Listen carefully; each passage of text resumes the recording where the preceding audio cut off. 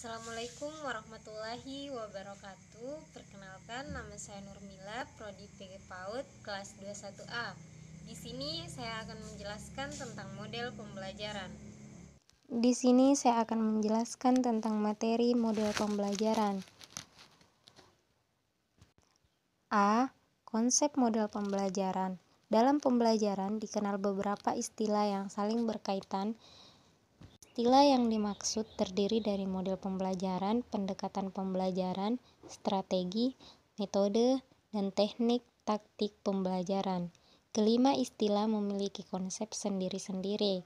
Kelima istilah saling berkaitan dengan hubungan dalam pembelajaran seperti yang dikemukakan. 1. Model pembelajaran. Model dalam bidang pembelajaran berkaitan dengan struktur konsep pembelajaran yang dikembangkan. Jika pembelajaran dilaksanakan dengan struktur tertentu, maka terjadi peristiwa belajar.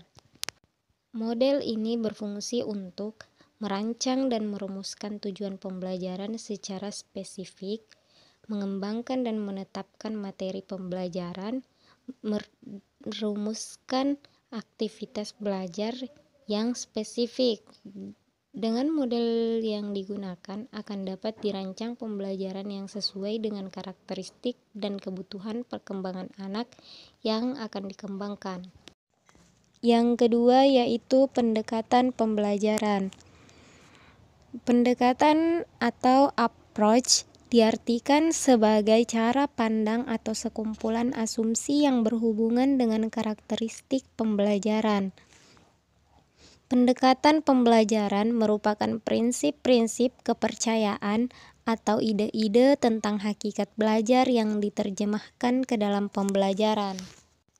Dengan perkembangan teknologi informasi saat ini, pendekatan yang dianjurkan bahkan diharapkan digunakan adalah pendekatan yang berpusat pada pembelajaran, learning centered, dan approach. Apalagi bila pembelajaran itu dilakukan di lembaga PAUD,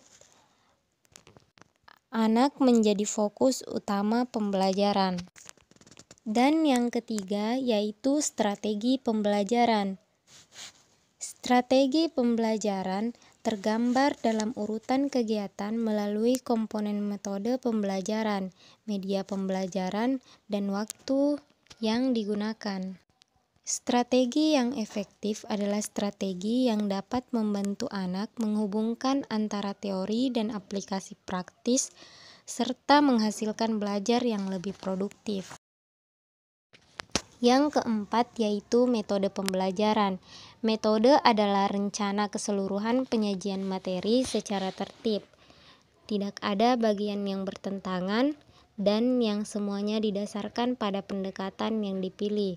Suatu metode bersifat prosedural dengan suatu pendekatan yang bisa digunakan dari beberapa metode. Yang kelima yaitu teknik dan taktik pembelajaran. Teknik adalah implementasional, apa yang sebenarnya yang mengambil tentang dalam kelas pembelajaran. Ini adalah trik, strategi, atau penemuan khusus yang digunakan untuk mencapai tujuan langsung. Guru pendidikan anak usia dini perlu memperhatikan teknik yang sesuai digunakan untuk anak usia dini. Misalnya bagaimana teknik guru bertanya pada anak usia dini yang tentunya berbeda dengan siswa di jenjang sekolah lainnya. Baik, saya akan melanjutkan ke materi bagian B yaitu model pembelajaran dari ahli PAUD. Sebagai guru PAUD perlu memahami model yang dikemukakan para ahli, terutama untuk menggunakan sebagai dasar mengembangkan pembelajaran untuk anak usia dini yang sesuai dengan karakteristik dan kebutuhan perkembangan anak, lingkungan sekitar anak, budaya sekitar anak, dan perkembangan teknologi informasi. Pembelajaran di lembaga pendidikan anak usia dini dirancang dan dilakukan berdasarkan berbagai model pembelajaran yang telah dikembangkan para ahli. Terdapat beberapa model pembelajaran yang dikemukakan para ahli. yaitu seperti Montessori, DWI, Lorisma Lagusi, dan lainnya. Berikut ini yang dikemukakan beberapa model pembelajaran yang dikemukakan ahli. 1. Model Montessori. Montessori meyakini bahwa pendidikan dimulai sejak anak lahir. Pendidikan Montessori menekankan pada kemandirian bebas selama dalam rentang waktu yang ditentukan, menghargai perkembangan secara alami. 2. Model Hitchcock. Pendekatan pembelajaran yang dikemukakan dalam model Hitchcock dikembangkan oleh David P. Weickart dengan mengacu kepada teori kognitif Piaget. Prinsip pembelajaran yang dianut Hitchcock adalah pengetahuan dikonstruk sendiri oleh anak atau konstruktivisme, dan dengan memberi peluang mengasah keterampilan intelektual dan sosial yang muncul. Bagian C yaitu model pembelajaran saranan. 1. Model kontekstual. Pembelajaran kontekstual dikenal dengan Contextual Teaching and Learning atau CTL sebagai suatu model pembelajaran yang belakangan ini menarik perhatian para ahli pendidikan khususnya di Indonesia. Konseptual diartikan sebagai suatu yang berhubungan dengan suasana atau konteks. Biasanya sesuatu itu berkaitan atau terpakai dalam suasana atau kondisi tertentu. Terdapat beberapa komponen utama dalam pembelajaran konseptual yang dikemukakan Johnson, yaitu 1. Melakukan hubungan yang bermakna, 2. Melakukan kegiatan yang berarti, 3. Belajar yang diatur sendiri, 4. Bekerja sama, 5. Berpikir kritis dan kreatif, 6.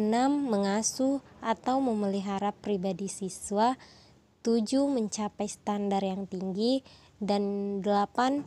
Menggunakan penilaian yang autentik.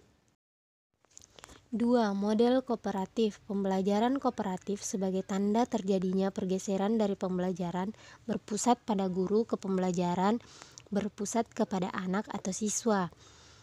Pembelajaran kooperatif adalah strategi pembelajaran yang melibatkan partisipasi anak belajar dalam kelompok kecil. Pembelajaran kooperatif memberi peluang kepada anak untuk mengembangkan tanggung jawab bersama untuk bekerja sama menyelesaikan tugas mereka. Menurut David Johnson dan Roger Johansson, tahun 1999 ada 5 elemen dasar yang memungkinkan pembelajaran kelompok kecil yang berhasil. 1. Yaitu saling ketergantungan positif, 2. Interaksi tatap muka, 3. Akuntabilitas individu dan kelompok, 4. Perilaku kelompok, 5. Pemrosesan kelompok. 3. Pembelajaran berbasis masalah atau problem-based learning. Model pembelajaran berbasis masalah yang dikembangkan Barrows populer di berbagai bidang ilmu pada tahun 1970. Pembelajaran berbasis masalah memberi peluang kebebasan pada pembelajaran.